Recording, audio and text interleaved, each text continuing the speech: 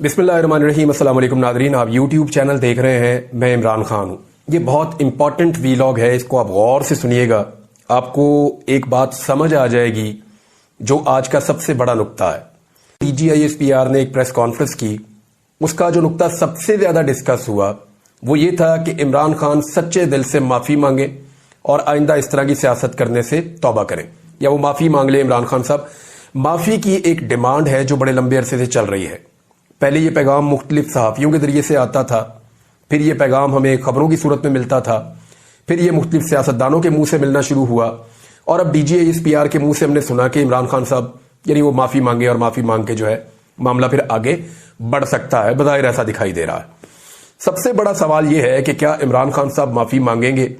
तो मैं पहले कुछ चीजें क्लियर कर दूं, खासतौर पर पाकिस्तान तहरीक इंसाफ के लोगों के लिए, कि बाद में कोई फड्डा ना डाल दे। इसको गौर से सुने और समझें कि एक्चुअली मैं क्या कह रहा हूं। क्या इमरान खान माफी मांगेगा, या इमरान खान को माफी मांगनी चाहिए, या इमरान खान माफी मांगने के लिए राजी हो जाएंगे? इसके लिए पहले आप एक चीज फर्ज कर लें, या आप अपने दिमाग में ये बिठा लेंगे इमरान खान ने इख्तियार नहीं लेना, उनकी सियासत में दिलचस्पी नहीं है, और वो उन्हें कुछ भी नहीं चाहिए। फर्ज करें वो निजाम से कुछ भी नहीं चाहते, सारी चीजें, सारी सियासत, फायदा नुकसान सियासी, वो सारा एक जगह पे आप अलग रखते हैं। सिर्फ आप इमरान खान की शख्सियत को स्टडी करें, जिसको आप साइकोलॉजिकल एनालिसिस कहते हैं। आप ये देखें कि उनकी ज़हनी कैफियत है क्या, या एक्चुअली इमरान खान क्या है। अगर आपने इमरान खान को समझ लिया तो आपको यह समझ भी आ जाएगी कि यह शख्स माफी मांगेगा या नहीं मांगेगा। मैं आपको फिर कह रहा हूं कि एक लम्हे के लिए अपने दिमाग में आप ये रखिए, कम से कम इस वीलॉग को सुनते हुए, कि इमरान खान कोई लीडर नहीं है। आप अपने दिमाग में ये रख लें मिसाल के तौर पे, और अपने दिमाग में आप ये भी रख लें कि इमरान खान जो है वो कोई ना वो लीडर है मिसाल के तौर पे, ना इमरान खान साहब जो है वो उनको दोबारा इक्तदार में आना है, ना वो मुल्क और कौम के लिए कुछ चीजें अभी सोच रहे हैं। आप फिलहाल अपने दिमाग में ये रख लें। अब सिर्फ आप ये देखें कि एक्चुअली इमरान खान है क्या, वो बने कैसे, उनके पास क्या स्टेटस है, और वो माफी मांगेंगे या नहीं मांगेंगे। आपको समझना बहुत आसान हो जाएगा। ये जो बड़े बड़े स्टेक्स है ना, मुल्क, हुब्बुल वतनी, पाकिस्तान के लिए सोच, पाकिस्तान की आवाम का दर्द, ये बहुत बड़ी बड़ी चीजें हैं। ये बड़ी चीजें जब हम साथ जोड़ देते हैं ना तो चीजें और कंप्लेक्स हो जाती हैं। आप इनको साइड पे रख लें। अब आप आ जाए सिर्फ इमरान खान। अगर इमरान खान जाती तौर पे एक आप ये कहें कि इन सारी चीजों से मुबर्रा भी हो जाए, इनसे बाहर भी निकल जाए, तो एक्चुअली इमरान खान क्या है, आप इसको समझिए कि वो क्या है जिससे माफी का तकाजा किया जा रहा है। पहले तो आप ये देखें कि माफी क्यों कहा जा रहा है कि माफी मांगे। यानी इमरान खान गिरफ्तार है, जिन लोगों ने 9 मई के जिनके ऊपर इल्जाम हैं उनमें बेशतर लोग गिरफ्तार हैं, या वो मुकदमात का सामना कर रहे हैं, अदालतों में पेश हो रहे हैं। कुछ लोग मिलिट्री की कस्टडी में भी हैं, मिलिट्री कोर्ट्स के अंदर भी केसेस चलते रहे हैं। ये सारे मामला अदालत में पेंडिंग है। फिर इमरान खान से क्यों कहा जाए कि वो माफी मांगे? फिर तो इंसाफ होना चाहिए ना। उसूली बात यह है कि बंदे अंदर हैं या बाहर हैं, सारे केसेस का सामना कर रहे हैं, तो फिर तो इंसाफ होना चाहिए, फिर तो माफी का तकाजा होना ही नहीं चाहिए। यानी ये जो माफी का तकाजा है, इससे एक चीज तो समझ आती है कि सिस्टम इस चीज को समझ गया है कि इमरान खान इररेलेवेंट नहीं है। कम से कम इमरान खान और उसकी पॉलिटिकल पार्टी पाकिस्तान के नुक्ता नजर से इतने रेलिवेंट जरूर है कि इनके बगैर काम आगे नहीं बढ़ेगा, लिहाजा इनका वापस आना भी जरूरी है।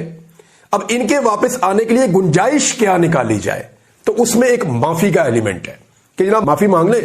ये गुंजाइश निकल जाती है तो इमरान खान साहब सिस्टम के अंदर वापस आ जाए, ताकि सिस्टम भी अपना काम करता रहे।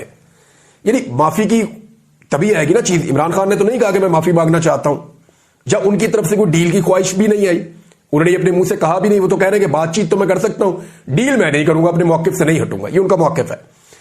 अब ये माफी वाली बात आती कहां से? यानी जितने सहाफी एस्टेब्लिशमेंट के करीब है, या हुकूमत के करीब है, या रियासती बयानिए को बताते हैं, या सिस्टम के अंदर रह के काम कर रहे हैं, वो सहाफी बार बार ये नुक्ता नजर लेकर आते हैं माफी वाला। तो इसका मतलब है कि माफी का एक तकाजा किया जा रहा है कि इमरान खान माफी मांग ले, और ये वो गुंजाइश है जो इमरान खान के लिए निकाली जा रही है, क्योंकि ऐसा लगता है कि सिस्टम ये बात समझ गया है कि इमरान खान के बगैर सिस्टम का चलना और आगे बढ़ना पाकिस्तान में मुश्किल है। लिहाजा ये इररेलेवेंट नहीं है, स्टिल रेलिवेंट है, तो इसको वापस आना पड़ेगा या लाना पड़ेगा।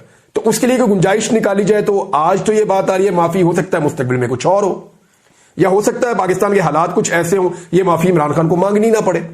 ये सारी चीजें अभी छोड़ दें, इमरान खान की जो शख्सियत है वो क्या है जरा इसका एनालिसिस कर लेते हैं। देखिए खबरें बहुत सारी हैं, वो बाकी लोग आपको वीलॉग्स में बता देंगे, खबरें आपको मिल जाएंगी। मैं आपको बताऊंगा कि एक्चुअली इमरान खान क्या है और माफी मांगेगा या नहीं मांगेगा। सिस्टम चाह रहा है कि इमरान खान माफी मांगे, क्योंकि सिस्टम चाह रहा है कि इमरान खान सिस्टम में वापस आए। माफी मांगेगा तो वापस आएगा ना। इमरान खान ने तो कोई इस पे बात ही नहीं की, सिस्टम ये बात कर रहा है कि माफी मांगे और सिस्टम में वापस आए। इसका मतलब है कि इमरान खान इररेलेवेंट नहीं हुआ अभी तक। 22 साल इस आदमी ने सियासत के उतार चढ़ाव देखे, जेल में गया, मार भी खाई, मफरूर भी रहा, कभी इधर भागता रहा कभी उधर भागता रहा, पूरे पाकिस्तान के लगातार दौरे करता रहा, बड़ी बड़ी यूनिवर्सिटीज का यह शख्स चांसलर भी रहा है। यह सिर्फ कमेंट्री करता तो दुनिया भर से पैसा कमा लेता। सबसे ज्यादा डिमांड इस आदमी की है आज भी। कोई वर्ल्ड कप आप करवा लें और वहां पे आप बोली करवा लें कि सबसे महंगा कमेंट्रेटर कौन होगा, तो इमरान खान से महंगा कोई नहीं हो सकता। ये सब जानते हैं। जो स्टेटस उसका है वो किसी को नहीं मिला क्रिकेट की दुनिया में। तो यानी इंडिया में इमरान खान साहब की इतनी फॉलोइंग है कि उस दौर में यानी बहुत सारे लोग ये बताते हैं कि कपिल देव से ज्यादा इंडिया में इमरान खान मकबूल था। ऑस्ट्रेलिया में उनके क्रिकेटर से ज्यादा और इंग्लैंड में उनके क्रिकेटर से ज्यादा इमरान खान की मकबूलियत थी। ये इतना तगड़ा आदमी था अपनी फील्ड का, हीरो। हीरो आगे बढ़ता चला जा रहा। 21 साल का करियर वहां पे हीरो। उसके बाद 5-6 साल लग गए सियासत में आने में, अस्पताल बनाया, यूनिवर्सिटी बनाई, फिर हीरो, और अब सियासत के अंदर आ गया। सियासत के अंदर इमरान खान टाइम गुजारते गुजारते लगातार 22 साल की मेहनत के बाद वजीर आजम पाकिस्तान बन गए। अब वजीर आजम पाकिस्तान बनने के बाद इमरान खान ने वो काम करने शुरू किए जिनसे वो लोगों की नजरों में हीरो बन सके। गौर कीजिएगा आप, मैं अभी पब्लिक की अच्छाई की बात नहीं कर रहा, मैं पब्लिक की खिदमत की बात नहीं कर रहा, मैं वो सारी चीजें हुब्बुल वतनी, लोगों का दर्द, वो चीजें मैं कह ही नहीं रहा। वो बहुत बड़ी बड़ी चीजें, मैं तो सिर्फ इमरान खान की नॉर्मली साइकोलॉजिकल एनालिसिस एक ऐसे शख्स का करना हो तो मैं वो आपके सामने रख रहा हूं। अब 2018 में वज़ीर आज़म पाकिस्तान बनने के बाद जिन कामों पे मुझे अचानक लगा ना ये हटके है थोड़ा, गरीबों के लिए पनाहगाहें बना दी, बहुत सारी जगहों पे लोगों को मुफ्त खाना खिलाना शुरू कर दिया, लंगर खाने शुरू कर दिए, यानी वो काम जो पहले नहीं हुए। हर आदमी की जेब में एक कार्ड डाल दिया, हेल्थ कार्ड, 10 लाख रुपए तक का इलाज है, जाओ जाके मुफ्त करवाओ। तो वो काम कर रहा था जो पाकिस्तान में पहले किसी ने नहीं किए थे। हीरो बन रहा था, हीरो। Absolutely not. क्या था ये? उसके अंदर का हीरो है कि मैं कर सकता हूं, मैं कर लूंगा। ये उसके अंदर का हीरो है, उसको कॉन्फिडेंस ही बहुत था, इतने लंबे अरसे से चला आ रहा है। अब लगभग उसको 50 साल होने वाले हैं, लगभग 50 साल हो गए, वो कंटिन्यूसली हीरो चल रहा है। एक आदमी कौम का हीरो। लोग भूल जाते हैं, मैं सीरियसली आपको कह रहा हूं। आप मुझे 1990 के बाद वाले जो प्लेयर्स हैं सबके नाम आप मुझे नहीं बता सकते। बड़े बड़े अच्छे प्लेयर्स हैं, बड़े बड़े तेज बॉलर आए, बड़े बड़े जबरदस्त लोग आए पाकिस्तान की क्रिकेट में, भूल गए लोग उन्हें। लेकिन इमरान खान ने हर दौर में कुछ ना कुछ ऐसा किया कि लोग उसे याद रखें और उसको अपना हीरो माने। ये सारा कुछ इन्होंने एक आदमी को काबू करने के लिए, दीवार से लगाने के लिए किया, जिसका नाम इमरान खान है। कैदी नंबर 804 है, जो आज भी डटा हुआ है, बड़ी हिम्मत के साथ खड़ा हुआ है इस निजाम के सामने। उसको जाके पीटीआई वालों ने कहा कि जनाब आप मुज़ाकरात करें, कोई डील शील आपकी करवा देते हैं। तो उसने पीटीआई वालों को जलील किया। उन्होंने कहा दौड़ जाओ यहां से, जेल से मेरी लाश तो निकल सकती है लेकिन मैं डील नहीं करूंगा। मैंने नहीं नवाज शरीफ बनना, मैंने आसिफ अली जरदारी नहीं बनना, मैंने डील नहीं करनी। बेनजीर ने एनआरओ लिया था, मैंने नहीं लेना।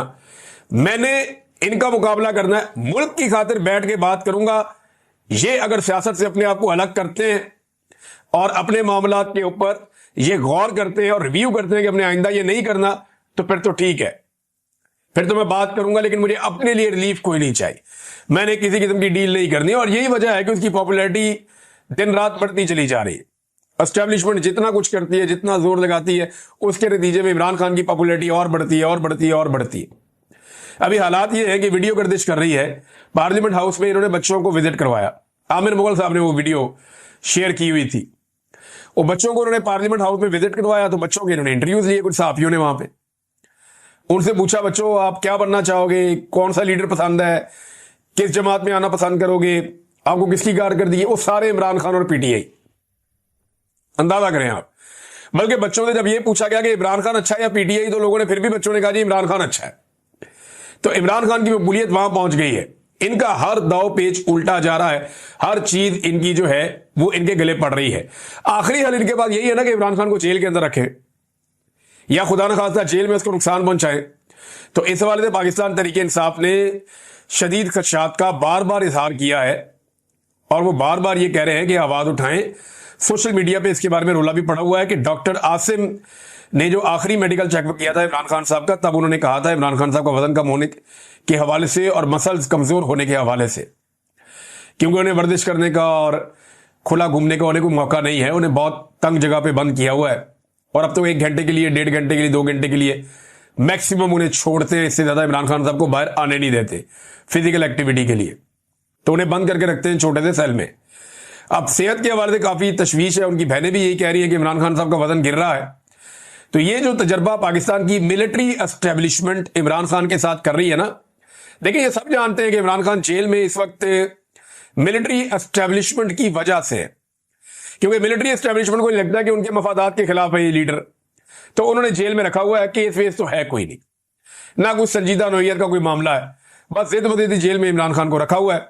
और वो ये सारे जानते हैं कि जब इमरान खान बाहर आएगा तो वो कंप्रोमाइज अगर उसने ना किया तो इनके लिए मुसीबत हो जाएगी।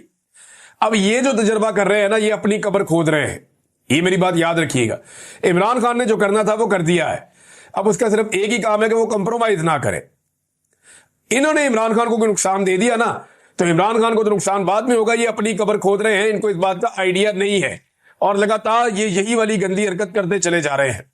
इमरान खान की बहनों की उनसे मुलाकात बहुत इंपॉर्टेंट है, जो मुलाकात कल सुबह होने जा रही है। अलीमा खान साहिबा को मौका नहीं मिल रहा, लेकिन 2 बहनों को मुलाकात का मौका मिलता है, नौरीन खानम साहिबा और उस्मा खानम साहिबा। इन दोनों को मुलाकात का मौका मिल जाता है। अब 2 चीजें ऐसी हैं जो इन्हें इमरान खान के सामने रखनी है और 2 चीजें ऐसी हैं जिन पे पार्टी इस वक्त तकसीम का शिकार है और पार्टी के अंदर एक अजीबोगरीब सूरत हाल बनी हुई है। देखिए जो 2 चीजें हैं वो क्या है वो मैं आपको भी बता देता हूं। और मेरी अभी पाकिस्तान तहरीक इंसाफ के बड़े इंपॉर्टेंट लोग जो इमरान खान साहब से मिलते रहे, उन लोगों से मेरी बात हुई है, मैं नाम नहीं ले सकता। मैं नाम लूंगा उनके लिए प्रॉब्लम हो जाएगी, क्योंकि इस वक्त वहां पे एक जंग लगी हुई है। तो मुझे मेरे सोर्स ने यह बताया कि वो 2 चीजें कौन सी हैं जो इमरान खान के सामने 100% रखी जाएंगी, और अगर इसके पीछे एस्टेब्लिशमेंट है तो फिर कल इमरान खान साहब की उनकी बहनों से मुलाकात रोकी जाएगी, कोशिश की जाएगी। लेकिन चले मैं आपको यह बता देता हूं कि इमरान खान साहब की बहनों की मुलाकात में कौन सी 2 चीजें होनी है उसके ऊपर बाद में आते हैं। लेकिन पहले ये देखें, आपके कुछ लोग पाकिस्तान तहरीक इंसाफ पे सोशल मीडिया पे इल्जाम लगा रहे हैं कि इस वक्त ये सोशल मीडिया हुकूमत के खिलाफ तहरीक चलाने की बजाय पाकिस्तान तहरीक इंसाफ के अंदर जो है वो इख्तलाफात पैदा हो रहे हैं, या वो पाकिस्तान तहरीक इंसाफ के लोगों के ऊपर तनकीद कर रहा है। आप सिर्फ 48 घंटे पीछे चले जाएं, सब कुछ नॉर्मल चल रहा था, हर चीज नॉर्मल थी। पाकिस्तान तहरीक इंसाफ का सोशल मीडिया पूरी कंपेन चला रहा था आने वाली तहरीक के लिए, तहरीक का मोमेंटम बन रहा था। बलूचिस्तान में 2 बहुत बड़े एहतजाज हुए, लोग निकले इमरान खान से एकजहती के लिए। सिंध के अंदर हुआ, आजाद कश्मीर के अंदर हुआ, लाहौर में हो रहा था, रावलपिंडी में हो रहा था, खैबर पख्तूनख्वा में हो रहा था, तो मोमेंटम बन रहा था, खबरें वो आ रही थी और पूरा का पूरा सोशल मीडिया उसका फोकस ये था कि मौजूदा जाली हुकूमत के खिलाफ वो अपनी तहरीक को खड़ा करें, जो इमरान खान साहब ने कही। अब एक बात आप ध्यान में रखें कि पाकिस्तान तहरीक इंसाफ का टिकट जारी नहीं होना, सिर्फ हमायत जारी होनी है। सुप्रीम कोर्ट ऑफ पाकिस्तान के फैसले के बाद ये एक आजाद जमात है, ये आजाद एमपीए है सारे, ये कहीं पे भी वोट डाल सकते हैं। वैसे भी अब सेनेट के इलेक्शन में सीक्रेट बैलेटिंग है, जो एमपीए चाहे जहां चाहे वोट डाल दे। अब हुआ यह है कि पाकिस्तान तहरीक इंसाफ के और नून लीग के लोगों में मुकाबला शुरू हो गया, बल्कि इसके अंदर कुछ नून लीग के सहाफी भी शामिल हो गए, दूसरी जानिब पाकिस्तान तहरीक इंसाफ के जो हमायती सहाफी हैं वो भी शामिल हो गए और इसके साथ सवाल जवाब शुरू हो गए। बेशुमार सवालात पूछे, लेकिन हैरत अंगेज तौर पे मैं देख रहा था कि इसके ज्यादा जवाबात वो हैं जो पाकिस्तान तहरीक इंसाफ को सूट करते हैं। वजह यह है कि जमीनी हकायक जितने भी हैं वो ये साबित कर रहे हैं गुज़िश्ता चंद सालों में कि ज्यादती पाकिस्तान तहरीक इंसाफ के साथ हुई है और ज्यादती करने वाली जमातें PMLN या मौजूदा एस्टेब्लिशमेंट ये लोग हैं। अब इसके ऊपर इल्जाम लग रहा है, कोई कह रहे हैं पता नहीं ये कोई पाकिस्तान तहरीक इंसाफ का कोई कारकुन है जो बैठा हुआ है, कोई PTI का कोई बानी रुकन है जो ये है, कोई कुछ कह रहा है, कोई कुछ कह रहा है, तो लोग मीम्स बना रहे हैं। नादरीन ने कुछ दानिश्वर हैं पाकिस्तान में, वो आज भी ये कहते हैं कि जरदारी और नवाज शरीफ ने फौज को दीवार के साथ लगा के सियासत से बाहर कर दिया था चार्टर ऑफ डेमोक्रेसी के बाद। लेकिन इमरान खान ने फौज को सियासत में, वो कहते हैं जी कि वापस रेलिवेंट कर दिया है। अब ये जो दानिश्वर है ना, ये मेरे ख्याल में इमरान खान साहब के बुग़्ज़ में मुब्तला है और कोई वजह नहीं है। मैं कुछ फैक्ट्स सामने रखता हूं जो नवाज शरीफ और जरदारी ने किए, हालांकि इस तरह के दर्जनों हैं, लेकिन मैं 5-7 आपके सामने रखता हूं जो इन दोनों ने मिलकर किए, जो चार्टर ऑफ डेमोक्रेसी की रूह के खिलाफ थे और जिसमें ये फौज की सहूलतकारी का काम एक दूसरे के खिलाफ कर रहे थे। नंबर 1, ये जो सड़कों पे घसीटने वाली बातें थी, ये एस्टेब्लिशमेंट के साथ कौन मुलाकातें करता था और जरदारी को सड़कों पे घसीटता था? ये इमरान खान ने तो नहीं किया था। फिर जो मेमो गेट स्कैंडल आया था जिसमें हुसैन हक्कानी भी फंस गया था और सारे फंस गए थे, इस मेमो गेट स्कैंडल में जिसमें पाकिस्तान की एस्टेब्लिशमेंट का एक घटिया किरदार था, वो कौन सा सियासतदान था जो काला कोट पहनकर सुप्रीम कोर्ट ऑफ पाकिस्तान पहुंच गया था? नवाज शरीफ था ना, इमरान खान तो नहीं था। फिर मुंतखब वजीर आजम यूसुफ रजा गिलानी से इस्तीफा कौन मांग रहा था? नवाज शरीफ मांग रहा था ना। आज भी वीडियोस मौजूद हैं। जनरल कियानी को एक्सटेंशन किसने दी थी? जरदारी ने दी थी और नवाज शरीफ ने सहूलतकारी की थी। इमरान खान तो तब असेंबली का हिस्सा ही नहीं था ना। तो फिर इमरान खान पे इल्जाम आप कैसे डाल सकते हैं? जनरल कियानी को सियासत में कौन लाया? यही लोग लेकर आए। फिर अदलिया बहाली की तहरीक में एस्टेब्लिशमेंट के साथ किसने डील की?